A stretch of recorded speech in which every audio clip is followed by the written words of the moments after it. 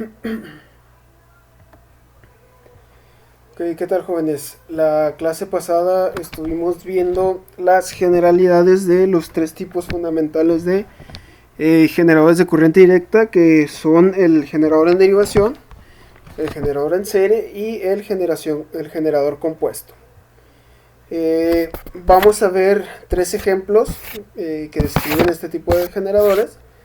Vamos a utilizar un ejemplo de cada uno, comenzando con el generador de derivación.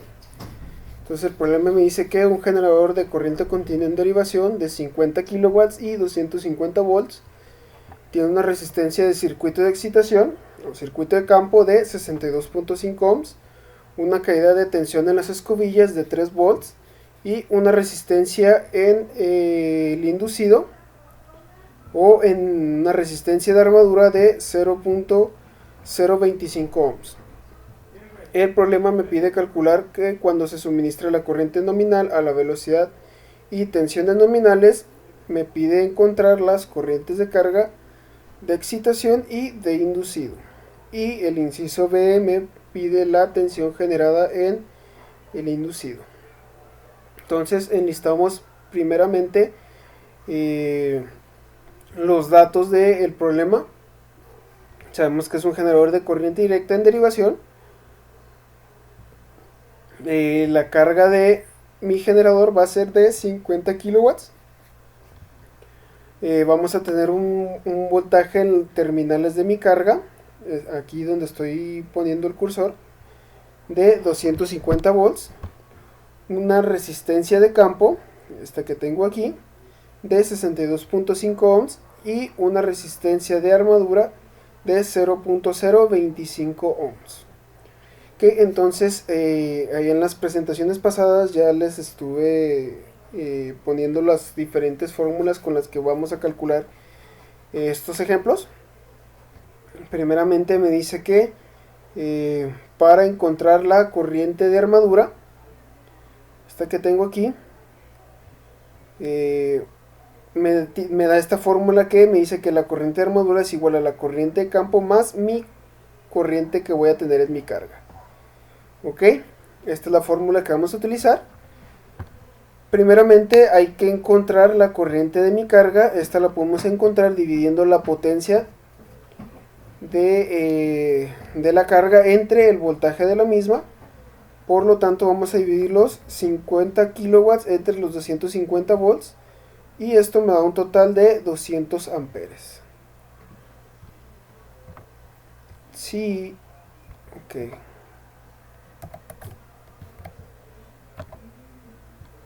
Si yo efectúo aquí la operación rápido con esta calculadora, serían los 50 kilowatts, es decir, 50.000 watts entre los 250 me da los 200 amperes. Y haríamos lo mismo con la corriente de campo. Para esto pues vamos a utilizar lo que vendría siendo la ley de Ohm, que me dice que la corriente de campo va a ser igual al voltaje en terminales entre la resistencia de campo. Como aquí tenemos un generador en derivación, o en paralelo, el voltaje que yo tenga en las terminales de mi carga es el voltaje que yo voy a tener en el inducido y el voltaje que yo voy a tener en mi campo, ¿no? Ok, entonces vamos a tener los 250 volts y los vamos a dividir entre los 62.5. Esto me da un total de 4 amperes. Ok, ya tengo mi corriente de inducido de excitación, perdón, tengo mi corriente de excitación y mi corriente de carga. Si yo sumo ambas corrientes me va a entregar la corriente del inducido o la corriente de armadura. Entonces para obtener la corriente de armadura, ahora sí aplicamos esta fórmula que tenemos aquí arriba, que me dice que la corriente de armadura es la corriente de campo. La corriente de campo me dio 4 amperes más la corriente de carga, que son los 200 amperes. lo sumamos y por lo tanto la corriente de armadura me da 204 amperes. De esta manera pues ya obtenemos lo que es el inciso A. Para el inciso B me pide la tensión generada en el inducido, o sea la tensión que genera que se genera aquí en el inducido, y lo vamos a encontrar con la siguiente fórmula que me dice que la tensión del inducido va a ser igual al voltaje aplicado más la corriente de armadura por la resistencia de armadura más la caída de tensión que yo tengo en mis escobillas. ¿Okay? El voltaje aplicado va a ser igual al voltaje que yo voy a tener en terminales, que son los 250 voltios, más la corriente de armadura, que es la que obtuvimos, los 204, multiplicado por los 0.025 ohms de la resistencia de armadura más la caída de voltaje que yo tengo en mis escobillas. Al efectuar toda esta operación, yo obtengo un resultado de 258.1 volts. Hay que recordar que en el caso de un generador, la corriente generada en el inducido siempre va a ser mayor a el voltaje,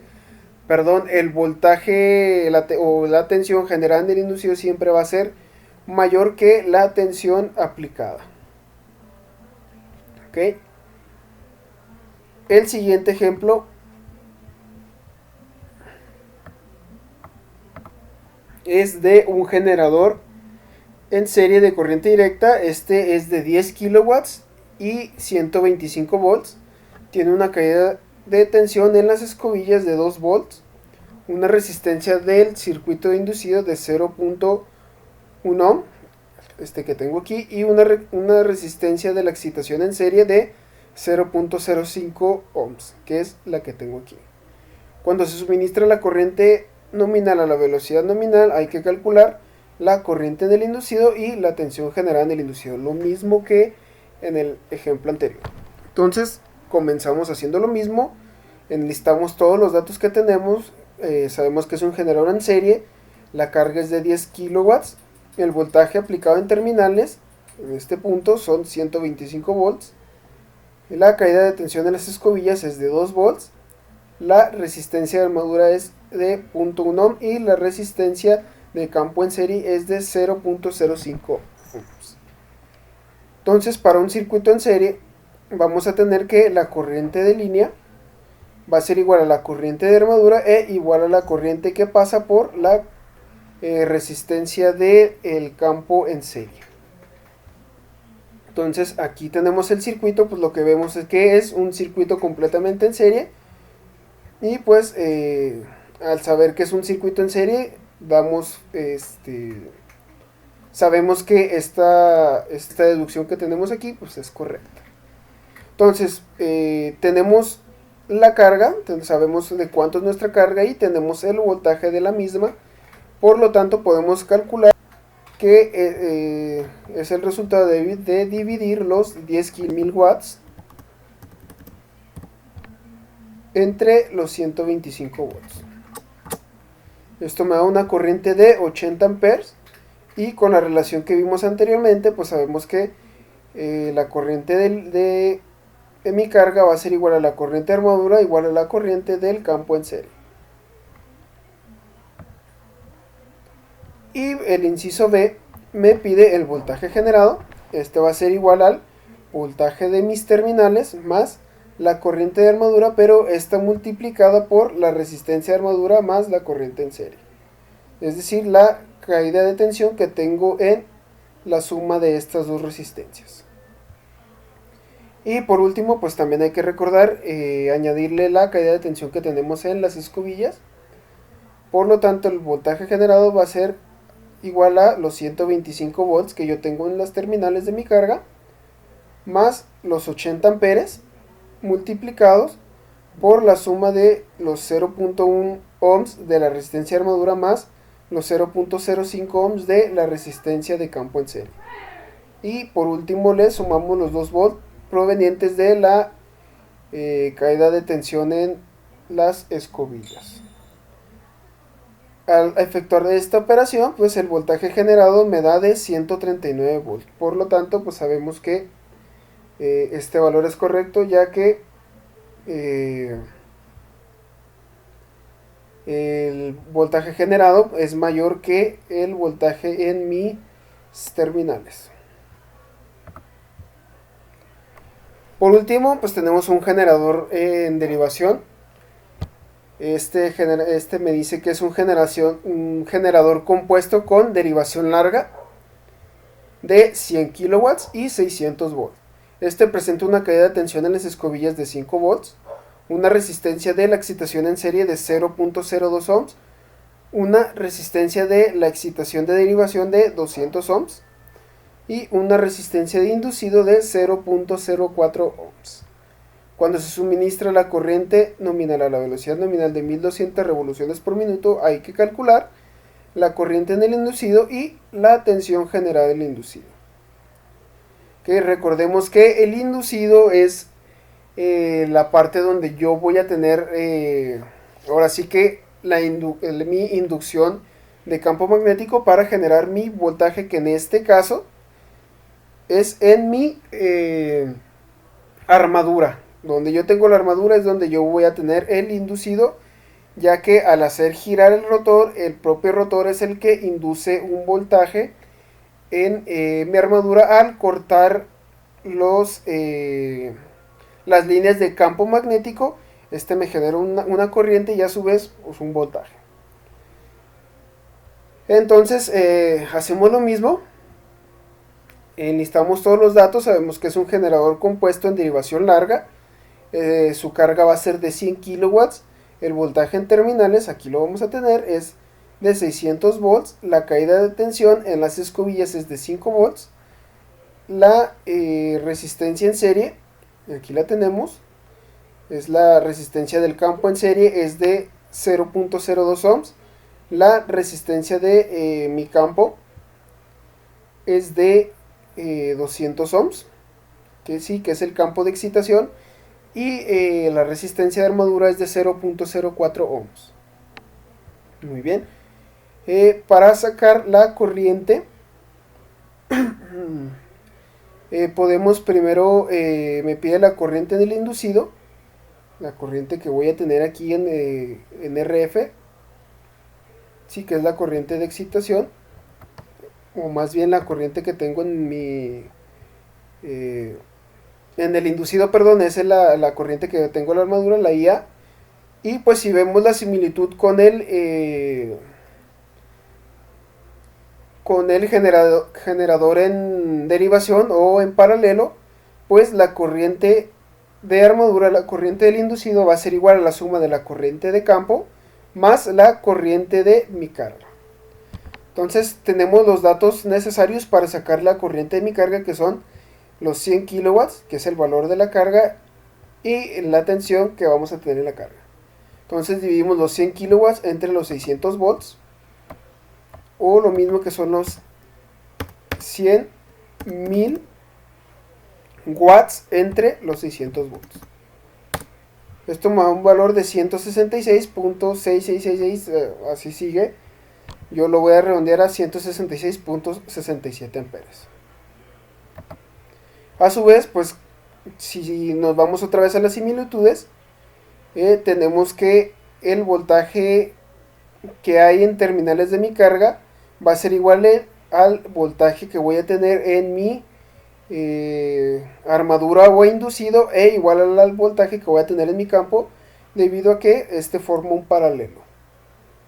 Entonces, conocemos el voltaje aplicado en el campo de excitación y sabemos la resistencia de este campo. Por lo tanto, podemos calcular la corriente utilizando la ley de Ohm, que esta me dice que el voltaje en paralelo entre la resistencia de campo me va a dar la corriente. Entonces yo divido los 600 volts entre los 200 ohms y me da una corriente de 3 amperes. Para sacar la corriente de armadura únicamente basta con sumar ambas corrientes.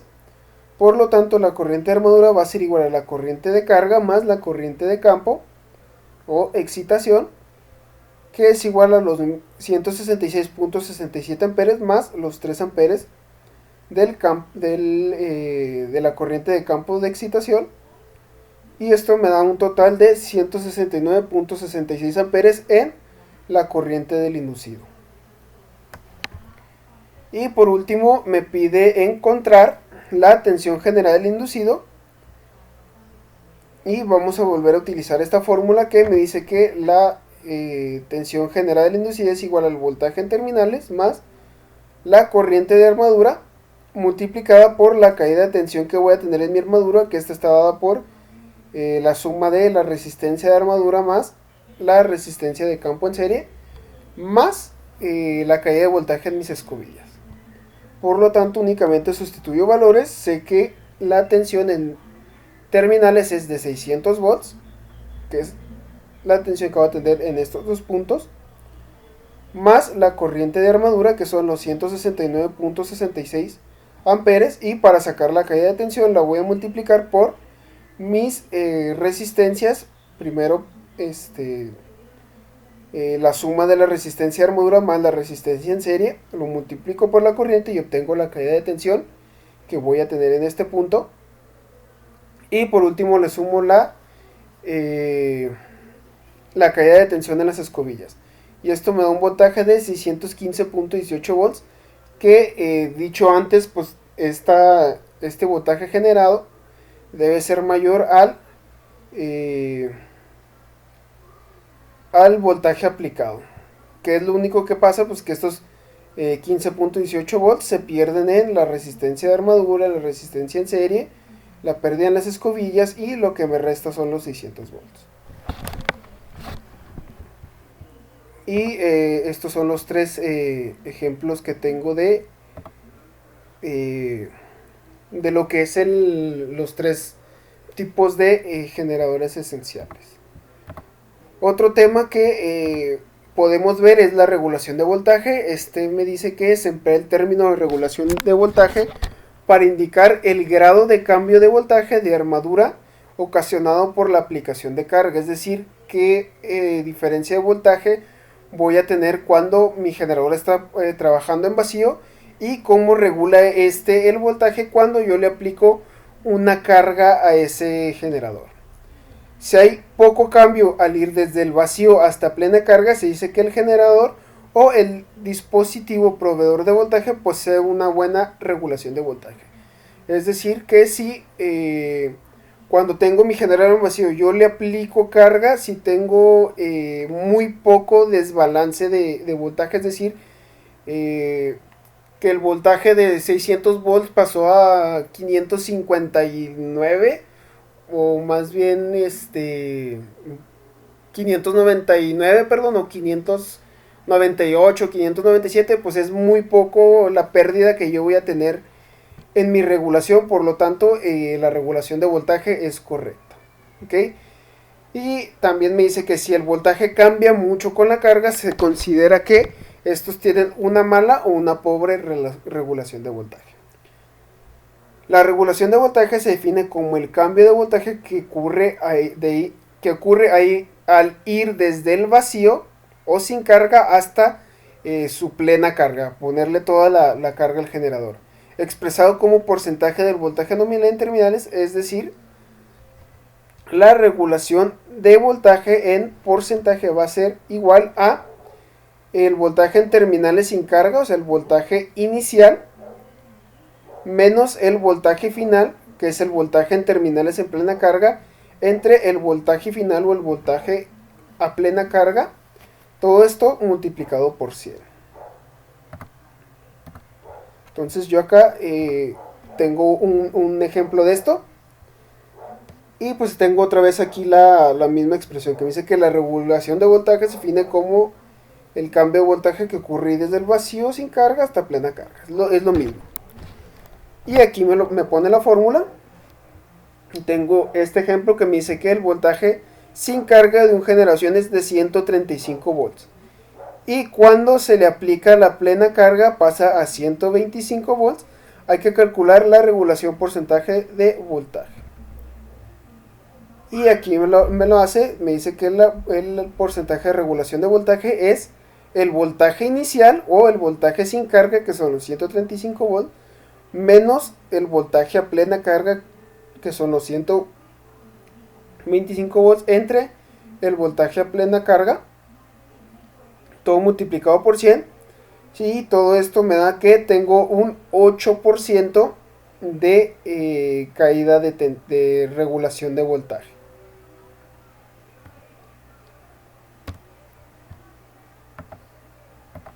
Así es como lo calculamos.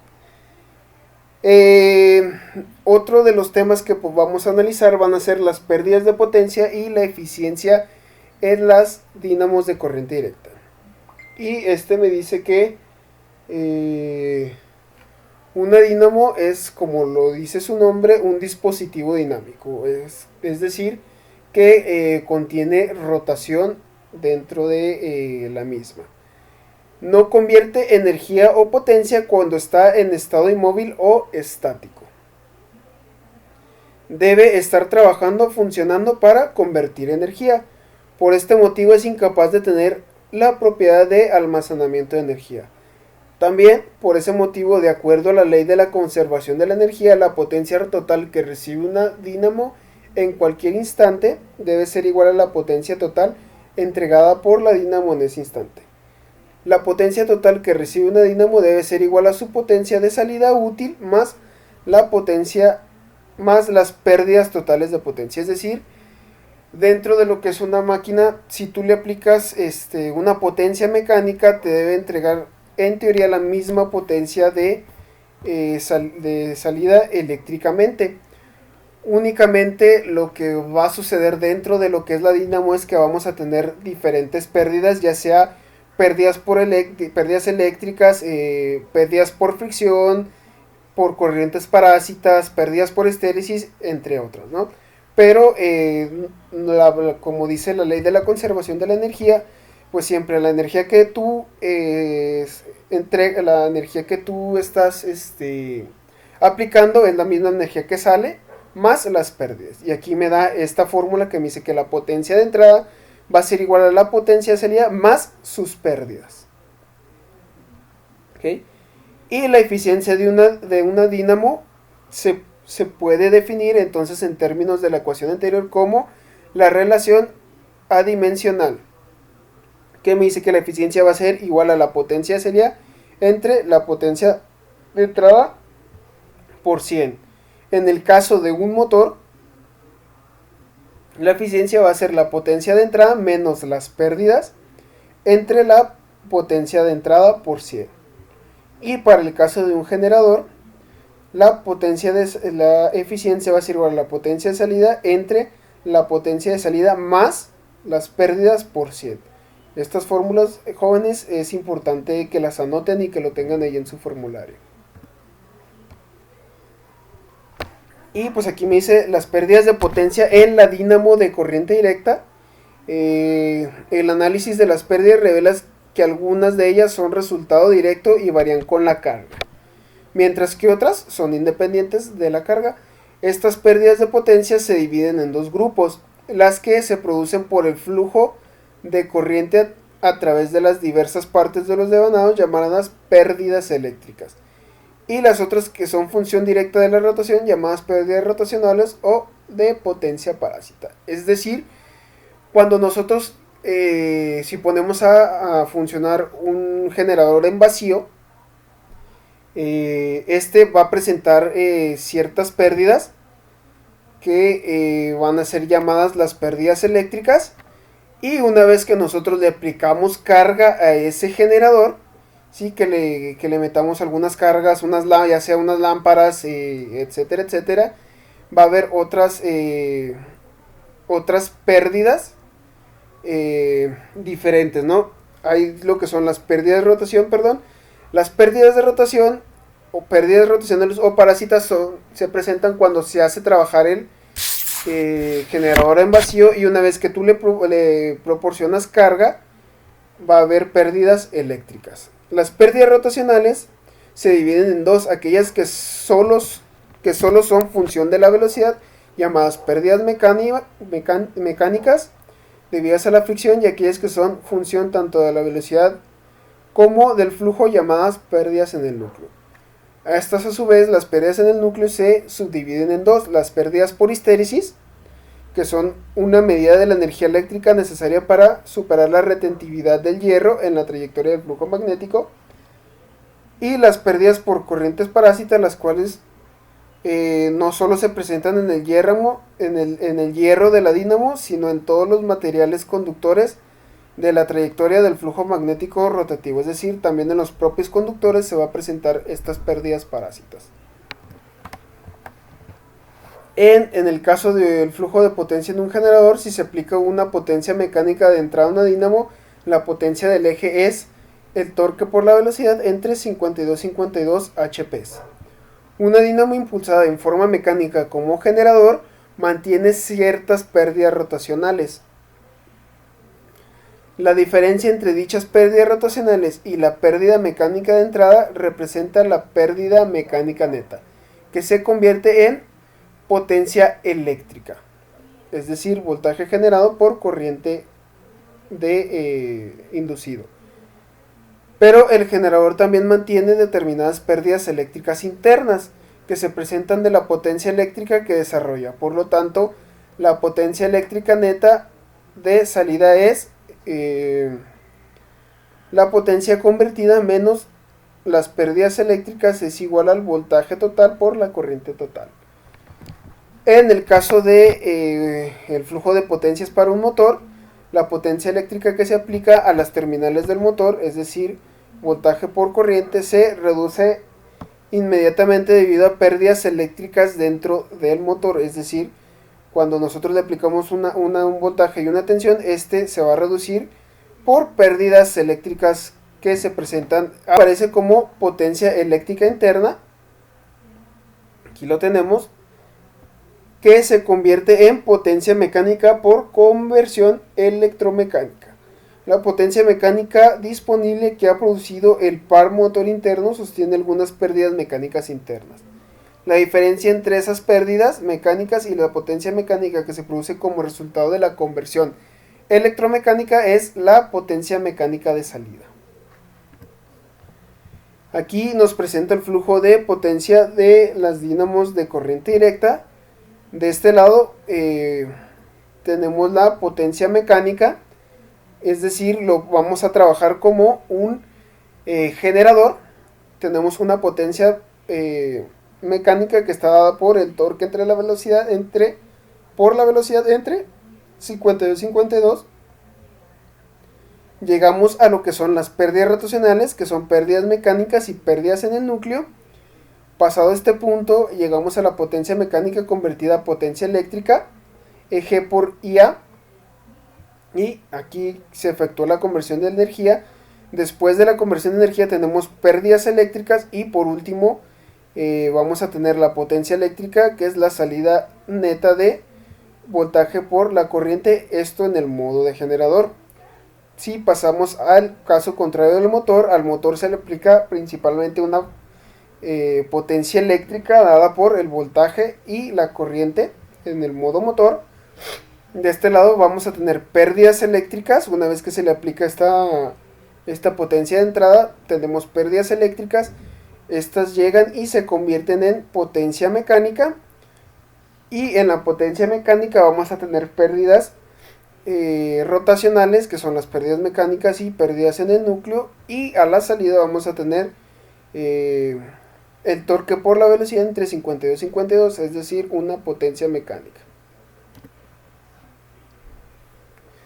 ¿Cómo se determinan las pérdidas rotacionales? Se hace lo que es la prueba de funcionamiento con carga ligera a velocidad constante, y este dice que independientes de si una dínamo trabaja como un motor o como un generador, sus pérdidas rotacionales se van a determinar haciéndola funcionar como motor sin carga mecánica, es decir, en vacío, a su velocidad nominal y con un voltaje que va a ser constante, un voltaje VDT X, pues, se puede decir.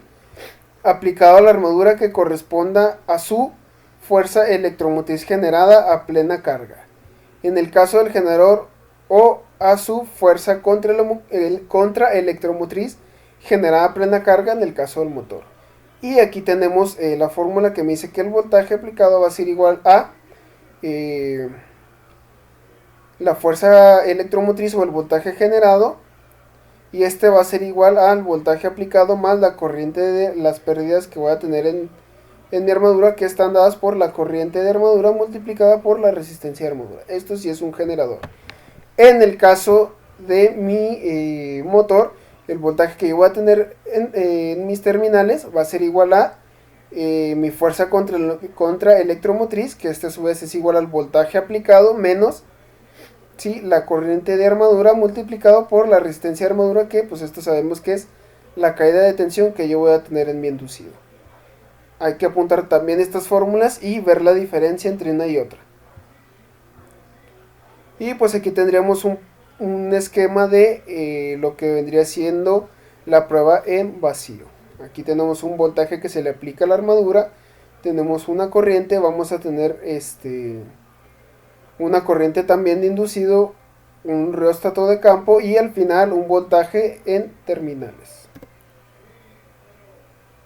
Esto me dice que puesto que la dínamo trabaja como vacío, no hay potencia mecánica de salida, por lo tanto la diferencia entre la potencia eléctrica de entrada a esta prueba y las pérdidas eléctricas que se presentan, representan las pérdidas rotacionales.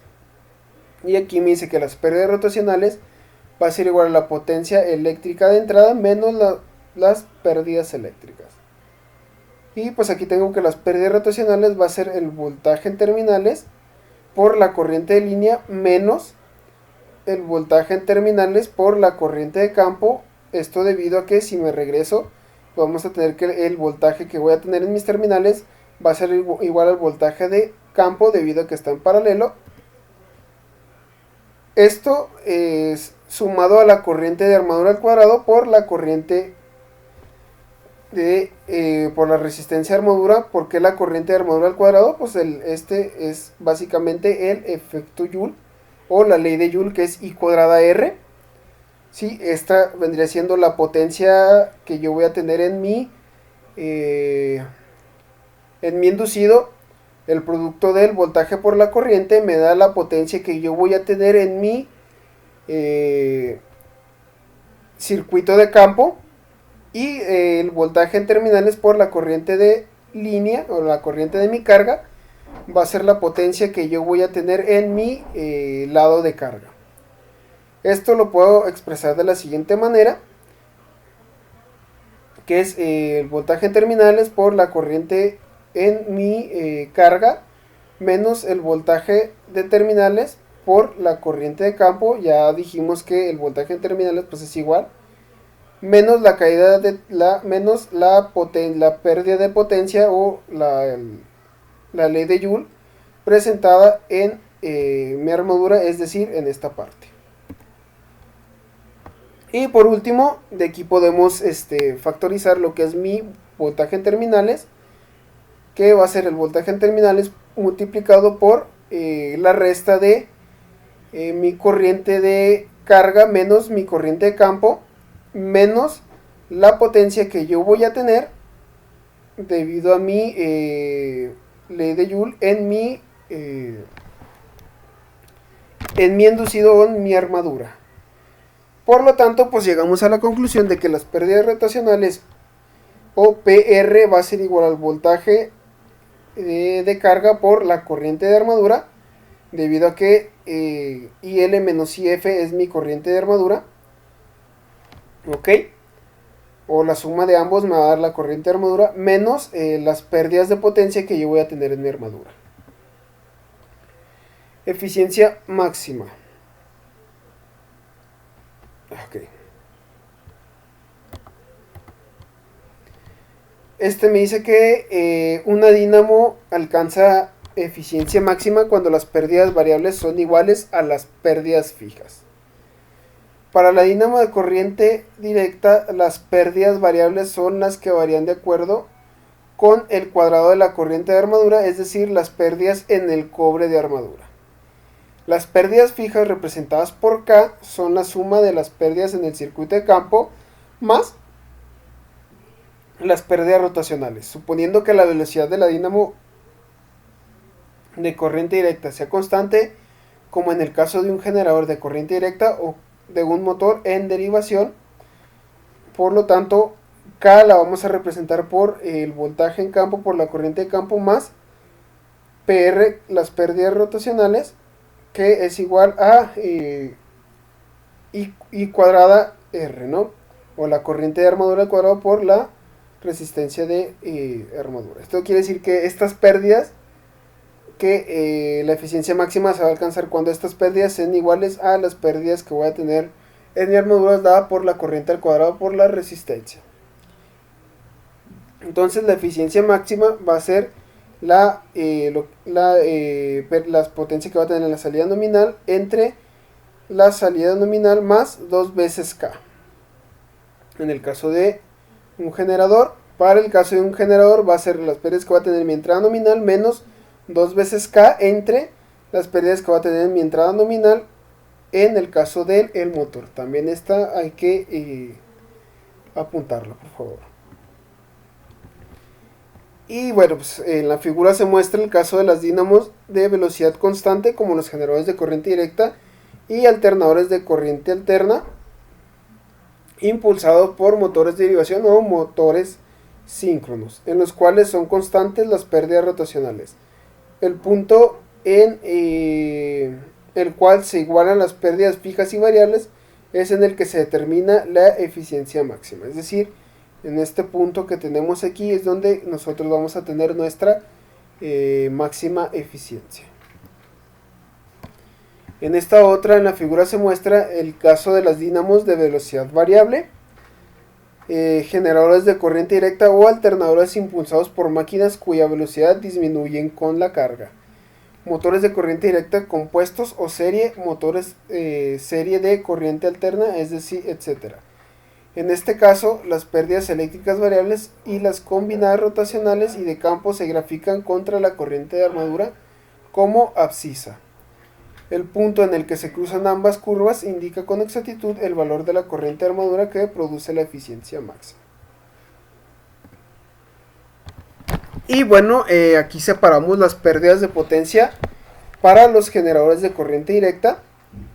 Es un poquito similar a la anterior. Aquí me da la entrada de las pérdidas mecánicas. Estas están dadas en HPs, que pues son el torque por la velocidad entre 52 y 52. Ok, la primera que vamos a tener son las pérdidas por fricción, que estas se presentan en los cojinetes y con el aire. Luego tenemos las pérdidas por corrientes parásitas y las pérdidas de histéresis. A este conjunto de pérdidas nosotros lo vamos a conocer como las pérdidas rotacionales o de potencias parásitas. Luego llegamos a la conversión de energía, que está dada por el voltaje generado por la corriente de armadura. Después de esto tenemos las pérdidas en el campo de derivación, que van a estar dadas por el producto de el voltaje de campo por la corriente de campo. Pasado esto, llegamos a las pérdidas eléctricas en las escobillas, las pérdidas en el campo en serie, pérdidas en el circuito de armadura, que incluyen las pérdidas en los interpolos y devanados compuestos, y al conjunto de estas pérdidas nosotros lo vamos a conocer como las pérdidas variables. Y por último, pues ya la salida, vamos a tener una potencia eléctrica.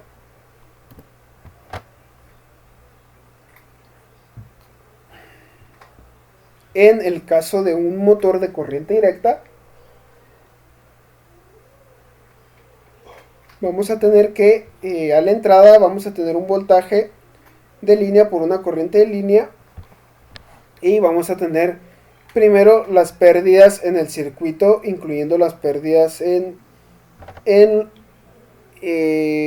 interpolos y devanados compensadores, que esas están dadas por el producto de la I cuadrada de la armadura por la resistencia de armadura. Vamos a tener también pérdidas en el campo en serie, que están dadas por la corriente al cuadrado del campo en serie por la resistencia en serie. pérdidas en escobillas, que es el producto del voltaje en las escobillas por la corriente de armadura. Y a este conjunto la vamos a llamar pérdidas variables, que es la misma que tenemos acá. Aquí tenemos cómo se calculan si representan. Volvemos a tener las pérdidas en el campo de derivación, que pues, igualmente es el producto del voltaje de campo por la corriente de campo. Llegamos al punto donde vamos a tener la potencia desarrollada o la conversión de energía que está dada por la fuerza contraelectromotriz por la corriente de armadura. Después de esto se van a presentar las pérdidas mecánicas o pérdidas por fricción en escobillas, con jinetes y con el aire, pérdidas por corrientes parásitas y pérdidas por histéresis, que ya lo comentamos antes, estas son las pérdidas rotacionales. Y bueno, el conjunto de las pérdidas en el campo y las pérdidas rotacionales, la suma de ambas, la vamos a llamar pérdidas constantes. Y pues por último vamos a tener la salida, la potencia de salida, que en este caso va a ser potencia mecánica. Y bueno, hasta aquí lo vamos a dejar, jóvenes. La siguiente clase vamos a hacer estos problemas. Vamos a ver un poquito de esto también para finalizar ya con lo que es el generador. Y vamos a ver también, les voy a encargar algunos problemas de generadores de corriente directa para que empiecen ustedes a practicar. Entonces, por lo pronto, pues eso sería todo por esta sesión, jóvenes. Cualquier duda que tengan, pues no duden en externarla, ¿no?